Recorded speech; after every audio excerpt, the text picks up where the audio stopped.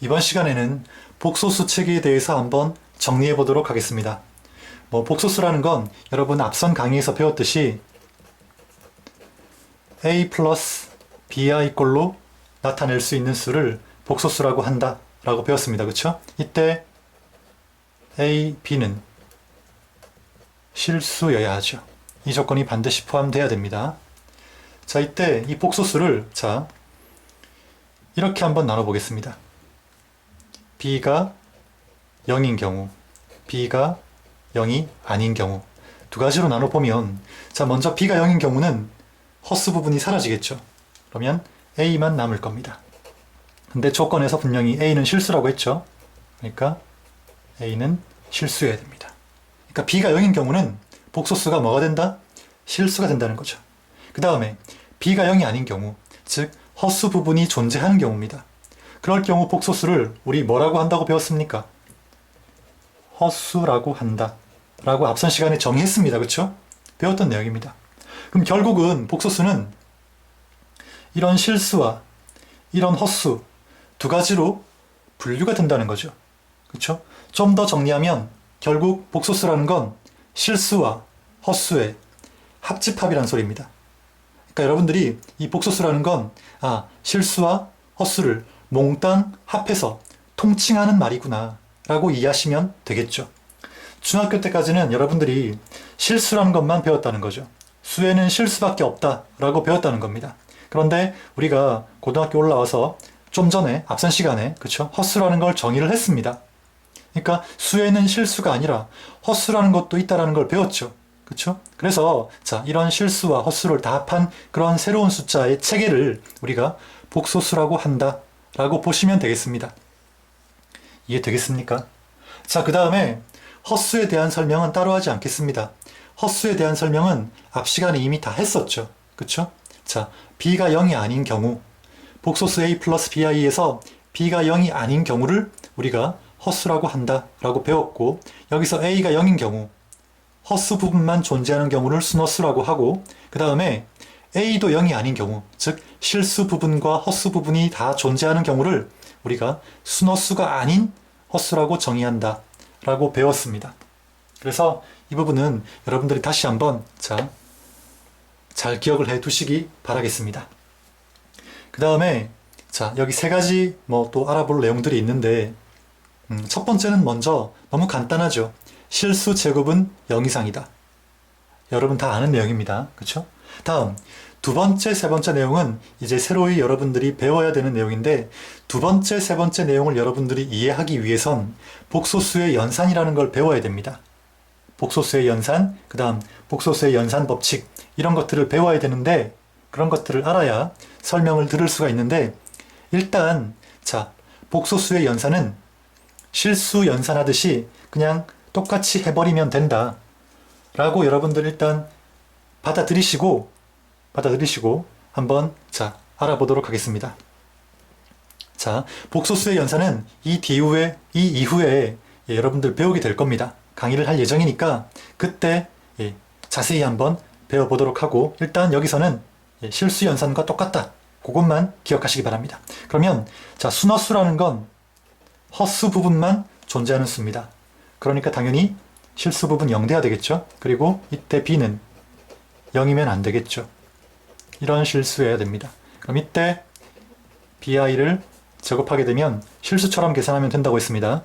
b제곱 i제곱, i제곱은 마이너스 1이라고 배웠죠. 그러니까 이 결과는 마이너스 b제곱이 될 겁니다. 근데 b가 실수니까 이 결과 마이너스 b제곱은 당연히 음수겠죠.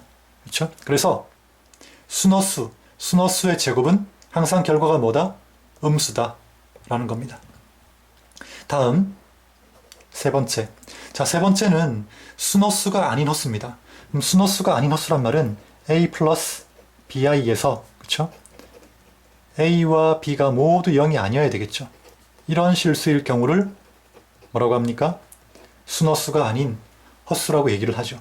그럼 한번 살펴봅시다. a 플러스 bi, 순허수가 아닌 허수의 제곱입니다. 그렇죠? 그러면 그냥 완전 제곱식이죠. 그렇죠? 복소수도 뭐 실수 연산하듯이 계산하면 된다고 했으니까 완전 제곱식을 바로 적용해 볼게요. a제곱 그 다음 2ab니까 플러스 2abi 되겠죠. 그 다음 뒤에 거는 b제곱 i제곱이니까 마이너스 b제곱 이렇게 될 겁니다. 그 다음에 자 이제 여기서 a와 b는 실수니까 a제곱 마이너스 b제곱 이 부분이 바로 뭡니까? 실수 부분에 해당하겠죠. 그렇죠? 그리고 2abi 이 부분이 헛수 부분에 해당할 겁니다. 됐습니까? 실수부, 헛수부 다 존재하죠. 그렇죠? 자, 이제 결국은 순허수가 아닌 이런 a 플러스 bi를 순허수가 아닌 헛수, 이런 헛수를 제곱하게 되면 이런 결과가 얻어진다는 겁니다. 여기서 잘 봅시다. a와 b가 서로 다른 숫자라면 어떻겠습니까? a와 b가 다르면 이 값은 0이 아니겠죠. 그렇죠? a와 b가 다르면 이 값은 0이 아닐 겁니다. 그러니까 그런 경우에는 실수 부분도 존재하고 헛수 부분도 존재한다는 겁니다. a와 b가 다르다면. 맞습니까? 그러니까 그때는 이 결과가 순허수가 아닌 헛수가 되겠죠. 그렇죠? 그런데 a와 b가 같거나, 즉 a와 b가 같거나 a가 마이너스 b인 경우, 그렇죠? 그러니까 a가 플러스 마이너스 b인 경우는 이 값이 0이 돼 버리겠죠. 그렇죠? 그럼 결국 뭡니까? a가 플러스 마이너스 b인 경우는 이 실수 부분이 사라지고 순허수 부분만 남는다는 겁니다. 맞습니까? 그렇죠? 그래서 자, a가 플러스 마이너스 b인 경우는 순허수가 된다 라는 결과가 얻어진다는 거죠. 이해 되겠습니까? 자, 이렇게 해서 복소수 책의 이론 강의는 마치고 문제를 좀 풀어보도록 하겠습니다. 문제 1번 다음 각 범위에서 x4제곱 마이너스 x제곱 마이너스 6을 인수분해하여라 그랬습니다. 실수 범위에서 인수분해하라, 복소수 범위에서 인수분해하라 이런 내용입니다. 자, 이게 뭐 무슨 뜻인지 살펴보기 전에 자, 일단 우리가 이 식을 한번 인수분해를 해봅시다. 자, x4제곱 마이너스 x제곱 마이너스 6 4차식인데 자, 어떻게 인수분해하면 되겠습니까? 치환을 이용하면 되겠죠. 그렇죠? 자, 그렇다면 x제곱 마이너스 x 마이너스 6 이렇게 치환 문자에 관한 식으로 바뀔 겁니다. 그러면 이 식은 이제 이 치환 문자, 즉 라지 x에 대한 2차식이 되면서 자, 2차식 인수분해는 우리가 많이 했습니다. 그렇죠? 중학교 때. 한번 해보겠습니다. 마이너스 3 플러스 2죠. 그렇죠? 자, 이렇게 한 다음 여기서 다시 원래 문자로 바꿔야 됩니다. 그럼 x제곱 마이너스 3 그 다음 x제곱 더하기 2 이렇게 해서 우리가 인수분해가 마무리된다는 거죠. 그렇죠? 자, 우리가 중학교 때까지 배웠던 방법으로 인수분해를 하면 여기서 끝이 납니다. 우리가 보통 자, 식에 포함된 숫자가 유리수 범위 안에 포함되도록 그렇죠? 그렇게 인수분해를 보통은 했다는 거죠. 암묵적으로 그렇게 인수분해를 했습니다. 보통 인수분해하라, 별다른 말 없이 인수분해하라 그러면 이 식에 포함된 숫자가 유리수 범위 안에 포함되도록 유리수 범위 안에 포함될 때까지만 인수분해를 했다는 거죠. 그렇죠? 근데 문제에서는 자, 실수 범위, 복소수 범위까지도 확장해서 인수분해를 한번 해보라는 겁니다. 자, 그러면 먼저 실수 범위까지 확장해서 인수분해를 한번 해보겠습니다. 그 말은 여기 나와 있는 이 식에 포함된 숫자들이 실수 범위 안, 즉 무리수가 되어도 관계없다는 소리입니다. 실수 범위까지 인수분해하라는 말은 그렇죠? 무리수가 포함되어도 어떻습니까? 실수 범위 맞죠? 실수 범위 안에 포함됩니다. 그러니까 보통은 우리가 별다른 말이 없으면 이 식에 포함된 숫자들이 유리수 범위 안에 포함되도록 그렇죠? 인수분해를 우리가 해주는데 실수 범위라고 명시되어 있죠? 그 말은 자, 이 숫자가 무리수가 되어도 관계없다. 그런 내용이 되는 겁니다. 그러면 자, 이 부분을 한번 봅시다. 3. 3은 어떻습니까? x제곱 마이너스에 루트 3의 제곱으로 바꿀 수 있죠. 무리수를 이용해서. 맞습니까? 자, 그러면 이 식을 이제 잘 보면 합차꼴입니다. 합차꼴이니까 당연히 합차식을 이용해서 합차 공식을 이용해서 인수분해 해주면 되겠죠. x 플러스 루트 3 x 마이너스 루트 3, 그 다음에 x제곱 플러스 2 이렇게 되는 겁니다. 그렇죠? 그럼 자, 이제 어떻습니까? 식에 포함된 숫자가 무리수가 됐죠. 무리수는 자, 실수 범위 안에, 유리수를 벗어난 실수 범위 안의 숫자가 되는 겁니다. 이렇게 인수분해하라는 겁니다. 실수 범위 안에까지 확장해서, 실수 범위까지 확장해서 인수분해하라는 말은. 자, 그래서 이 식이 1번의 답이 되겠죠. 다음 2번은 뭡니까? 복소수 범위까지 확장하라는 거죠. 그렇죠? 그러니까 이 숫자가 어떻습니까? 헛수가 되어도 관계없다는 겁니다. 헛수가 되어도. 자, 이제 이 부분은 더 이상 인수분해할 수 없습니다. x의 1차식까지 나왔으니까 더 이상 인수분해할 수 없죠. 그럼 결국 남은 부분은 이 부분인데, 자, 이 부분을 한번 인수분해 보겠습니다.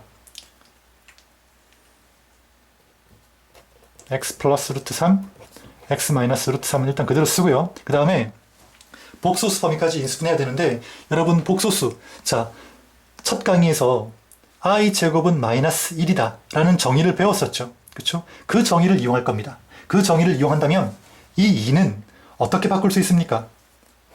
x 제곱 마이너스 2 i 제곱 이렇게 바꿀 수 있겠죠. 그렇죠? 자, 이렇게 바꾸고 나면 이제 이 부분은 우리 합차식을 이용해서, 합차 공식을 이용해서 인수분해할 수 있습니다.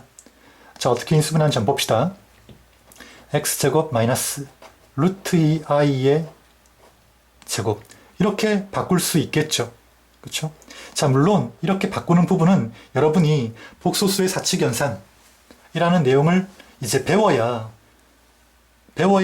이제 할 수 있는 부분이긴 한데, 자, 인수분해, 그러니까 2i 제곱을 이렇게 루트 2i 제곱으로 바꾼 걸 보면 어떻습니까? 그냥 우리가 알고 있는 상식을 그대로 적용한 결과죠.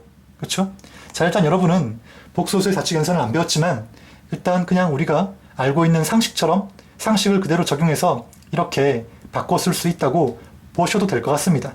예, 더 정확한 내용은 복소수의 사칙연산을 배워야 되지만, 자, 아직 안 배웠으니까 그 정도로만 하고 넘어가겠습니다. 잠시 후에 자, 복소수의 사칙연산을 또 배울 겁니다. 자, 그렇다면 이 식은 결국 이제 어떻게 됩니까? x 플러스 루트 3 총 정리하면 이렇게 되고, 그 다음 이 부분을 인수분해하게 되면 x 플러스 루트 2i x 마이너스 루트 2i 되겠죠. 자, 그리고 이 부분을 보면 식에 포함된 숫자가 자, 복소수 범위의 숫자입니다. 즉 복소수 범위의 숫자가 나와도 되도록, 그렇죠? 복소수 범위의 숫자가 나올 때까지, 그렇죠? 예, 인수분해 한번 해보라는 겁니다. 그럼 이 결과는 결국 이제 뭡니까? 2번의 답이 되겠죠. 자, 이렇게 해서 강의 마치도록 하겠습니다.